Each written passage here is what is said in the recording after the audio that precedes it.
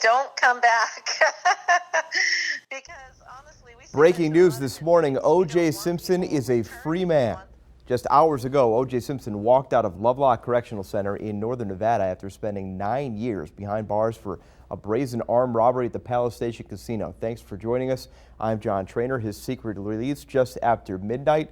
Kristen Holmes is live for us at Parole and Probation with what's next for Mr. Simpson.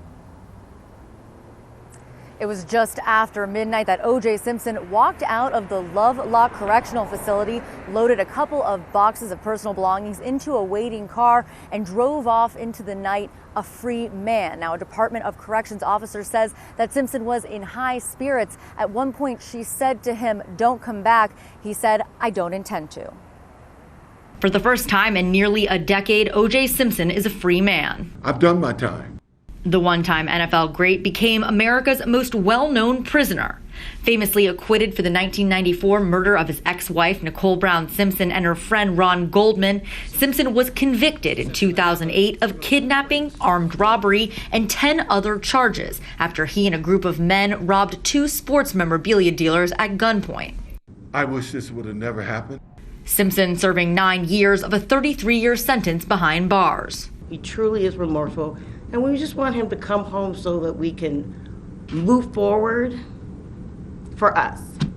In July, the Nevada Board of Parole Commissioners unanimously voting to grant the 70-year-old parole. A source close to Simpson says he'll start his life outside of prison in Las Vegas, but eventually moving to Florida to be closer to his children. Right now, I'm at a point in my life where all I want to do is spend time with as much time as I can with my children and my friends. And it should be noted that the entire process surrounding his release, those details, were largely kept a secret. Yesterday was the first, or excuse me, today, this morning, was the first day he was eligible to actually be released. But the Department of Corrections continually told us up until his release that it wouldn't happen. They said they never release inmates over the weekend. They also said that he wouldn't be released from that Lovelock facility. They said that he would have to come down to a prison just outside of Las Vegas, where we are now, and then they would decide on that parole. So all of this was kept very hush-hush. Many employees there not even knowing he was being released. And they say this was both for his security and for his privacy. They said up until the moments of his release, they were very concerned that he could be attacked either inside or outside of that facility. Reporting from Las Vegas, I'm Kristen Holmes. Now back to you. You know, Kristen, we were up in Lovelock for that parole hearing. O.J. joked with parole board members that they probably don't want him in Nevada. It turns out Florida doesn't want him either. The AG there fighting his parole. What are the chances he'll actually stay indefinitely in Nevada? Well, that's the big question right now. They haven't even filed that paperwork. Now, his lawyer says it's supposed to take 45 days, but he thinks he can do it quicker. Where we are just outside of the Department of Parole and Probation, this is where he's going to be reporting for the foreseeable future until that paperwork is both sent in and approved. And as you mentioned, as soon as they said he wanted to go to Florida, the Attorney General down there, Pam Bondi, contacting the Department of Corrections in Florida, saying she wanted them to reach out to the state here and tell them that they didn't want him to serve his parole in Florida. Whether or not that will be respected, whether or not they can do that, get this through, it all remains to be seen right now. But we are told by both his lawyer, family, and friends that that's where he wants to be. He wants to go back to Florida. He wants to be able to play golf, again, hang out with his family and his children. Surprising, there's still so many questions about this parole after they agreed to release him. Do you know where he is now? Is he in Las Vegas? That is also a big question. He drove off into the night, and we do not have his location right now. Remember, this was all, again, hush-hush. They were not telling people where he was going or where he will be. We do know that he has to report to this building sometime this week, so he will be coming to Vegas. We also know he has friends in the area that we've told he's likely staying with, but his exact location is unknown, and this is exactly what the Department of Corrections wanted. They wanted this to all be a mystery. They wanted to protect him, both privacy-wise and security-wise. Kristen Holmes for us this morning. Thank you so much for joining us. Well, that midnight release, a surprise for Simpson as well. So why was the decision to release him like that made? We spoke with the Nevada prison official Brooke Keast moments after the news broke. We went in, explain to Mr. Simpson what we were going to do. Oh, come on. Yeah, he was in good spirits. I mean, it went very well. There was no incident. For us, the most important thing is to make sure that we don't put our communities at risk, and want to make sure that we do this safely for all involved, and we did. So Simpson is a free man, but with restrictions. His ultimate goal to serve his parole out with his family in Florida, but again, the Attorney General there trying to stop that plan from happening. For now, the former football player and actor, just another Nevadan on parole. He will report to PNP from here on out. We have nothing. We have been following OJ's release from prison since his parole hearing in July. We'll have plenty more. You can find all of that on our social media pages and our website, news3lv.com, as well as later editions of News 3 Today. Meanwhile, let's get to this weather on a beautiful Sunday morning. Well, I tell you, if OJ wants to get 18 holes of golf in today, he's not going to have any problem. It's really nice here today. First day of October. This is the last hour. You can see the skies brightening. A 6:37 sunrise is impending. Let me get out of the way. Look at these temperatures. In the 65 to not quite 70 degree. Oh yeah, there is 170s up 70 degree range. I was going to say up in North Las Vegas. It's 48 up on the mountain, 56 in Pahrump, and 63 in Mesquite. We take a look at our skies. They are clear. Any moisture and cloud cover moving up to the north and away from us. So copious amounts of sunshine. Highs today across southern Nevada. Warmest in eastern Clark County. A little cooler overnight. Pahrump in at 86. You can see Tonopah coming in at 68 up there.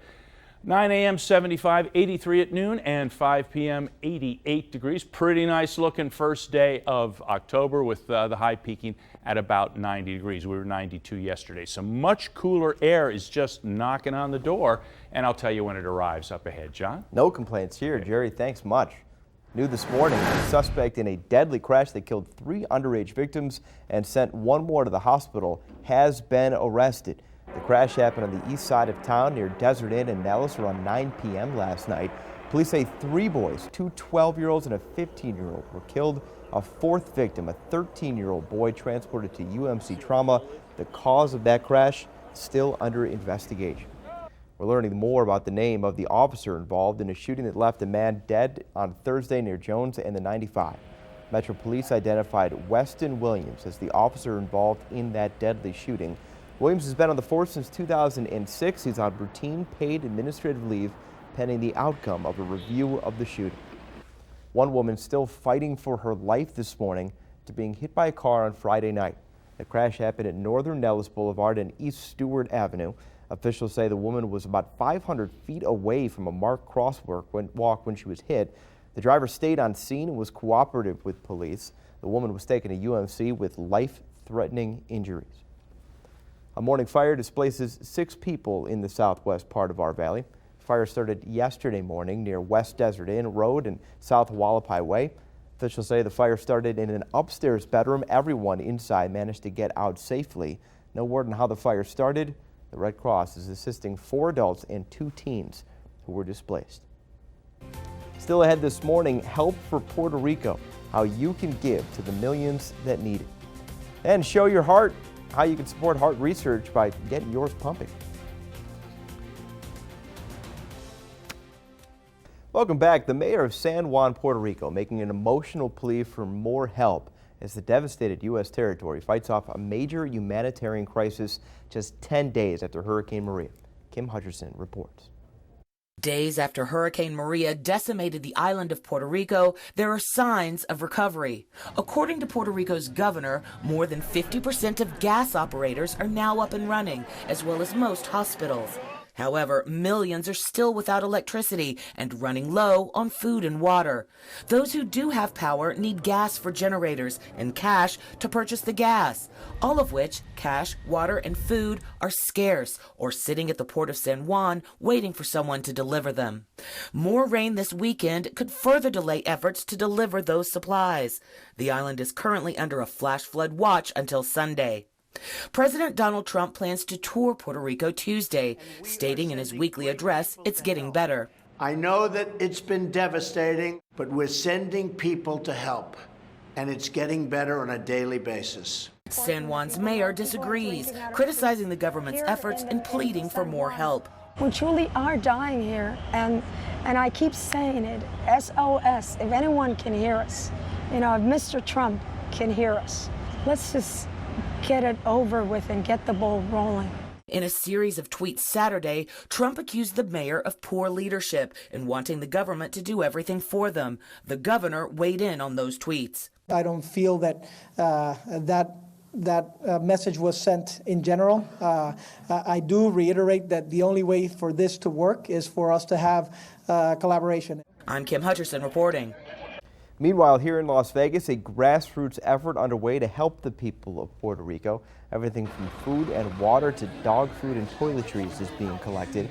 Effort was organized by Puerto Rico native Zolma Stone. It's dubbed Las Vegas to Puerto Rico. Donations being collected at Auto Nation Honda on East Sahara. Volunteers say no donation is too small. We need everything. We need batteries. We need batteries, fans, because there's no power. It's not going to be, probably we're not going to have power in Puerto Rico for 5 more months. We need so much. Everything will be good. Everything being packed into a U-Haul truck that's heading to Texas, where arrangements have already been made to fly the load to Puerto Rico.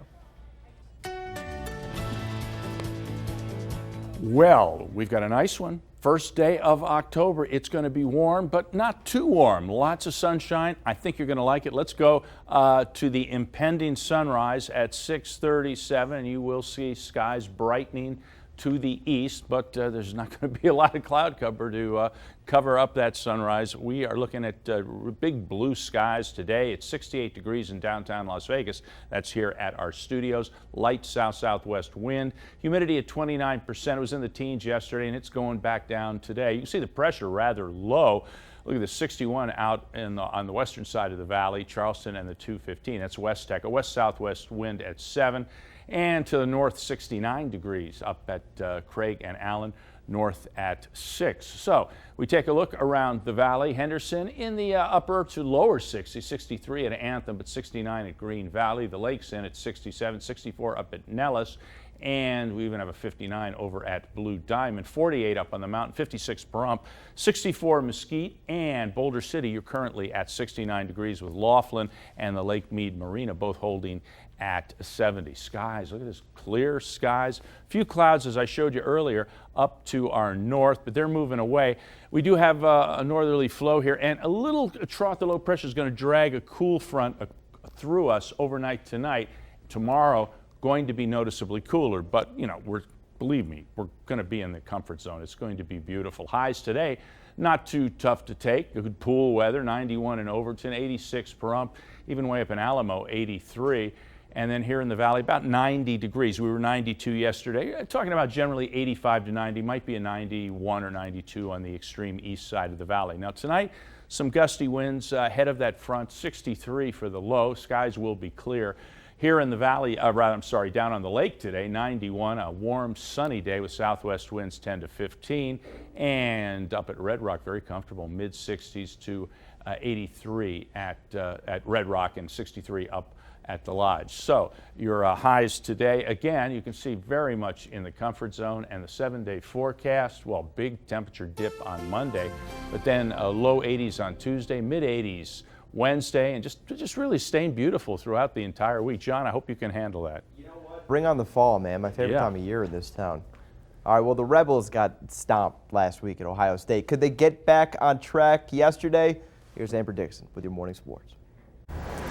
Before last night, the UNLV football team was 1-2 overall, but 0-0 in conference play. The Rebels relished that clean slate and looked to honor it in their first game against a Mountain West opponent, that opponent being San Jose State. The Rebels, led by redshirt freshman quarterback Armani Rogers, were 16.5 to 17-point favorites, and Rogers was responsible for starting the scoring off. Very first drive of the game, Rebels in the red zone. Rogers has an opening and runs it in himself.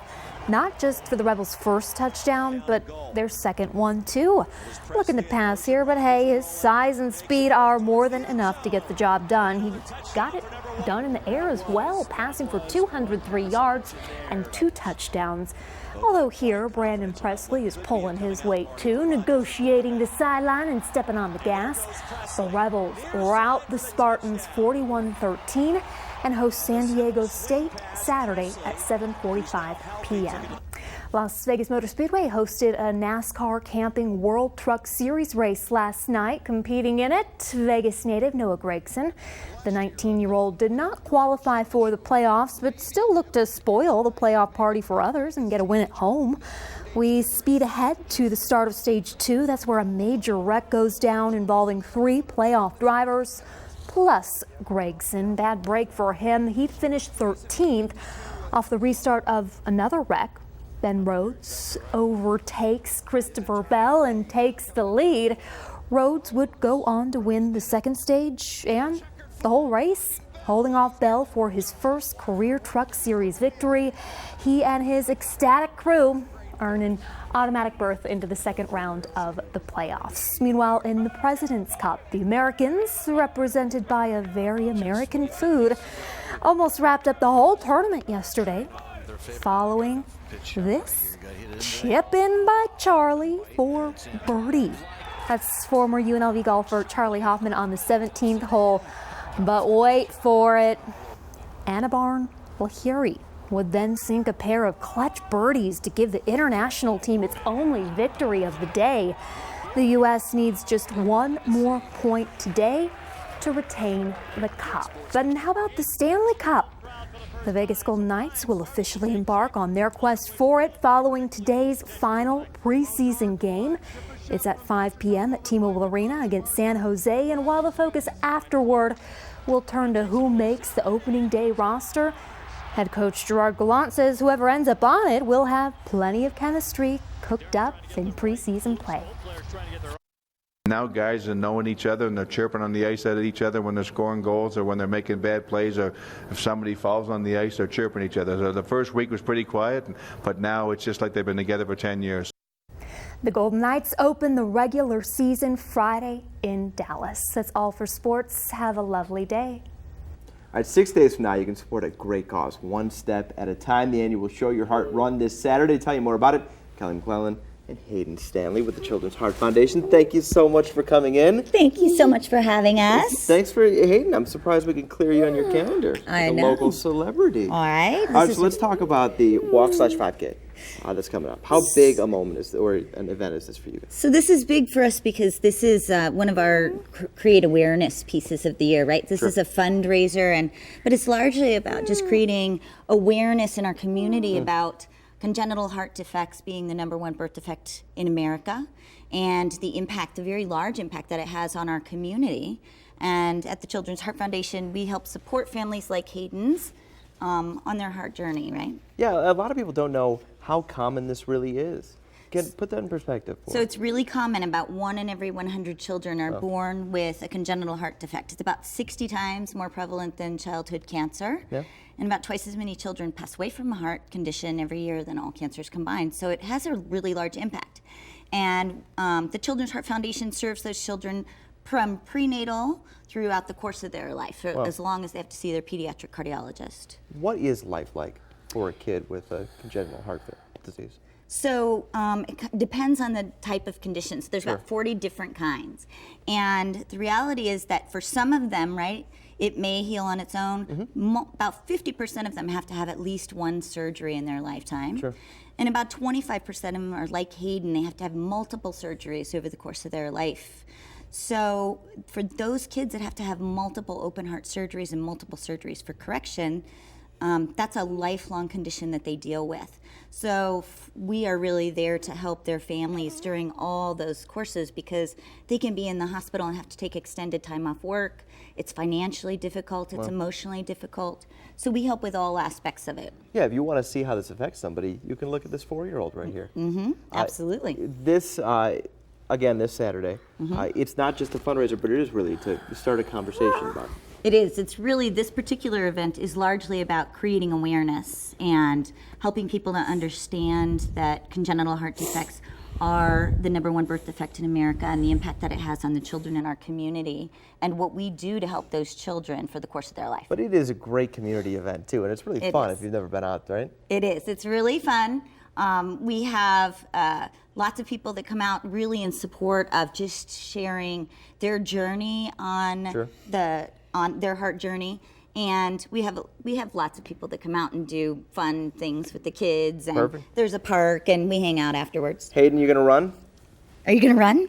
She'll be there. All right, there's the information right there. Saturday, October 7th, 7:30 in the morning at Kellogg's Air Park. Thank you so much for coming in. I really do appreciate it. Thanks so much for having us. Hayden, I appreciate it. Thank you very much. We'll be right back after this. You did great.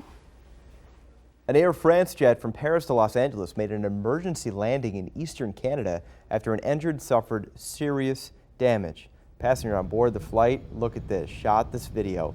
The plane was landing at the airport in Goose Bay. The video appears to show the front part of the engine torn off. The main part still intact. The airline said the engine was damaged over the Atlantic. Passengers said they heard a loud noise 2 hours into the flight. Could you imagine? One said the plane shook for about 20 seconds and lost altitude before stabilizing. Passengers were told that another plane was being flown in to take them to Los Angeles. I'd be terrified to fly again. Well, developing now, Secretary of State Rex Tillerson says the U.S. has, quote, direct lines of communication with North Korea. Tillerson made the comments during a press conference in China next to his Chinese counterpart. It came in response to questions about whether the North Koreans want to talk before completing their weapons development program. Far-right groups protesting a surge of migrants from the U.S. into Canada faced off with other demonstrators who try to drown them out. Take a listen. Go home, Nazi scum! Go home, Nazi scum! On one side was anti-immigrant Storm Alliance. They were trying to get a makeshift refugee camp that was set up to deal with irregular border crossings. On the other side was pro-immigrant groups Solidarity Across Borders, which was not giving an inch. Reinforcements came after one man stormed the Storm Alliance. The event overall remained peaceful and vocal. Marilyn Manson ends his New York City concert early. What happened on stage that sent him to the hospital? Plus, how police say one driver plowed his car into a Starbucks. What consequences he could be facing? He has no intentions of coming back. Okay. Free on parole after serving 9 years in prison for a kidnapping and armed robbery in 2007 at the Palace Station. O.J. Simpson is a free man. What comes next? Ahead in a live report. And saying goodbye, legendary game show host Monty Hall has passed away. The Let's Make a Deal host dead at the age of 96. A look back at his life. Rest easy, the efforts of one police department to make sure kids get a good night's sleep.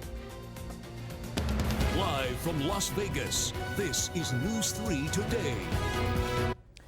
Good Sunday morning, I'm John Trainer. Just after midnight tonight, O.J. Simpson walked out of the Lovelock Correctional Center a free man after serving 9 years for the now infamous robbery at the Palace Station Casino right here in Las Vegas. At release was to avoid media attention. Joining us now live in Las Vegas, Kristen Holmes. Kristen? Good morning, John. Well, that's exactly right. And this was a complete surprise. He walked out at about 12:08, loaded up a waiting car. We still don't know who was the driver there, with about 4 boxes of personal belongings, and drove into the night a free man. Now, a correctional officer there says that he was in high spirits, that she said to him, "Don't come back." And he said, "I don't intend to." For the first time in nearly a decade, O.J. Simpson is a free man. I've done my time. The one-time NFL great became America's most well-known prisoner. Famously acquitted for the 1994 murder of his ex-wife, Nicole Brown Simpson, and her friend Ron Goldman, Simpson was convicted in 2008 of kidnapping, armed robbery, and 10 other charges after he and a group of men robbed 2 sports memorabilia dealers at gunpoint. I wish this would have never happened. Simpson serving 9 years of a 33-year sentence behind bars. He truly is remorseful. And we just want him to come home so that we can move forward for us. In July, the Nevada Board of Parole Commissioners unanimously voting to grant the 70-year-old parole. A source close to Simpson says he'll start his life outside of prison in Las Vegas, but eventually moving to Florida to be closer to his children. Right now, I'm at a point in my life where all I want to do is spend time with as much time as I can with my children and my friends. And John, it should be noted that all of the details of this release were kept largely secret. This was the first day, today was the first day that he was eligible for release, and the Department of Corrections told us time and again that it wasn't going to happen today. They said they don't release inmates over the weekend, but of course we see that they did make an exception here. And as you noted before, it was about privacy, but it was also about security. As soon as he was granted probation, as soon as they knew he would be eligible for release, they moved him out of general population in that prison and into isolation. And they did this for security purposes. They were concerned someone inside of prison might make a move. And part of the release, not telling anyone when exactly it would be, was because of people both inside of the prison and outside of the prison. John? Yeah, I got to ask, how unusual is this? Typically, you're transported down here to high desert prison. You go through the probation and parole process here. How unusual was this to do on a Sunday night at midnight? Well, it's incredibly unusual. Of course, they are within their right to do so. At midnight, exactly, that is the date that he is eligible for release. But this is clearly a special exception. They have not done this before, and Department of Corrections officials told us time and time again, it doesn't happen. It's never happened. Sources inside the department told us, no way, it won't happen. We, of course, were worried it was going to happen, but again, told multiple times until we got a call this morning saying it had happened and we needed to get out here and start reporting on it, because we were truly under the assumption that it wasn't going to happen. They had told us time and time again. And one more thing, you just mentioned this. They had also added that detail that they were going to actually drive him from Lovelock down to a facility here. It's about a 7-hour drive, and he'd be there until the decision was made. So obviously none of this happened. Now, one official said that they really believed that was how this was going to play out, that this was a last-minute decision, that even some of the employees in Lovelock didn't know he was being released. But we're still not sure exactly who knew and when they knew that it was happening right at midnight, right at the start of October 1st. John? Well, the latest headline and a story with plenty of them. Thank you so much for joining us this Sunday morning. Well, that midnight release, a surprise for Simpson as well. So why was the decision to release him like that made? We spoke with Nevada prison official Brooke East moments after that news broke. Staff at Lovelock didn't even know what was going to happen until the very last minute. Okay. It was very, very quietly done. No, I think I'm pleased. Okay. I think we did an amazing job with a very, very, probably the most high-profile inmate out there, and everything went very smoothly. And I'm really pleased and very proud of Lovelock and the staff and how they handled this. Well, we've been following OJ's release from prison since that parole hearing in July. We've been covering the crime since 2007. We will have plenty more tonight. You can find all of that on our social media pages and our website, as well as later editions today of News 3.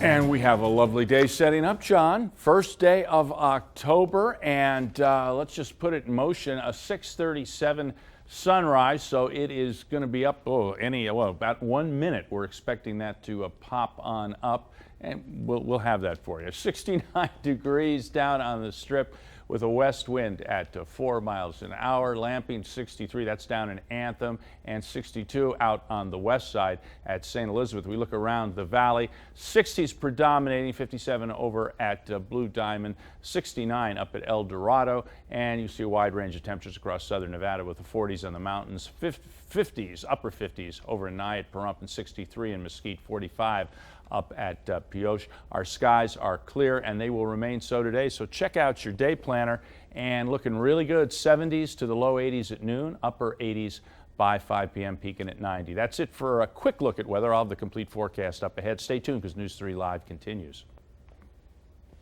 We don't grow old, we just grow up. Now the folks at Glow Zone proving that to be true. Here to tell you more about it, April Corrado. April, thank you so much for coming in on Sunday morning. Thank you. Thank you for having us. That is true, though. We don't really grow old. We just kind of get to be bigger kids. I guess we just age. Exactly. We don't really, you know. Yeah, so Glow Zone has things for people like us. Yeah, definitely. We definitely have different types of attractions. We have a great skyscraper ropes course that has a fun zip line on it. We have an American Ninja Warrior course. We have 8 different climbing walls. We have bazooka ball, which is the best. Yeah. Yeah, so it's definitely fun. Yeah, you can see it right there. It's basically like a playground on steroids with some other stuff. Yeah, definitely. Well. It's just a completely fun time. Yeah. How long have you guys been around? We actually opened our doors last year in December, Yeah. so we haven't even hit our year mark yet, but it's a great place to be. You guys are opening the doors up for adults to kind of get in on the action too. Yeah, definitely. We have 2 different adult nights coming up. We have one October 6th, that's 18 and over.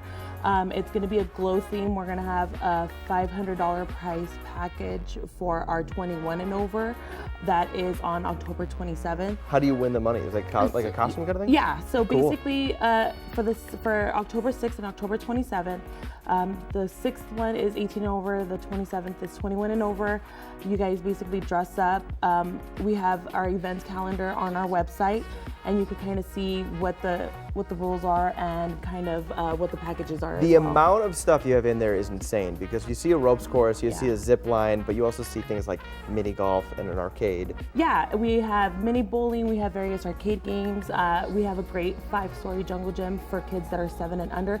So we have something for everybody of all ages. For those kids, it's a big place for birthday parties. And you have a little deal? We do have a special for your viewers. We actually have, if they book a party within the next 24 hours, they get 50% off their party. Yeah, that's not for parties within the next 24 hours, but if Right. you have a party coming up, you might want to get on it. Yeah, exactly. There it is on Arroyo Springs. If you haven't been, it is an absolute blast, and now you don't have to bring your kids. A couple nights you can actually just go in and mess around yourself. October 6th, October 17th. Those are 21 and 18 and older, and get in on that deal the next 24 hours. April, thanks so much. Thank you so much. We'll be right back after this. Hi there, I'm Dana Wagner, and there she is, the hostess of Full Measure, which airs Sundays right here on Channel 3. It's Cheryl Atkinson, and this week we're talking about a guy named Ken Buck who wrote a book on the dysfunction in Congress, and he knows exactly why they can't get anything done. Tell us. Well, to hear a sitting member of Congress say these things that a lot of people suspect is pretty extraordinary. One thing he says is that while Democrats and Republicans appear to disagree on a lot in public, that's the theme we hear all the time. He says privately, leadership of the Democrat and Republican Party collude and agree on a lot behind the scenes to make sure certain things do get done, and more importantly, certain things do not get done. And he says that's based on corporate interests and special interests that dump money into the campaign funds for the parties and members. All right, I can't wait to hear the reporting on that one. And you're also talking about something that Donald Trump, the president, has talked about, and that is that gang MS-13. This is a very dangerous gang operating right here in the United States.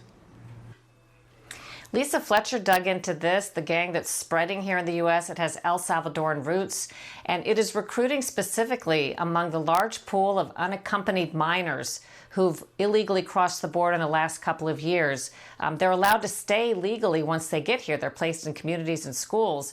And this violent, most feared gang has realized it can recruit these kids that are new and fresh to the U.S. and sometimes a little bit disenfranchised or confused, maybe not speaking the language. And that's a problem for law enforcement. The things that the gang makes the kids do to join and the way they make it impossible to get out is very scary, and it's a big problem that Lisa will talk about. I can't wait to see the reporting on that one. Cheryl Atkinson joining us today. Full Measure airs Sunday mornings right here on Channel 3.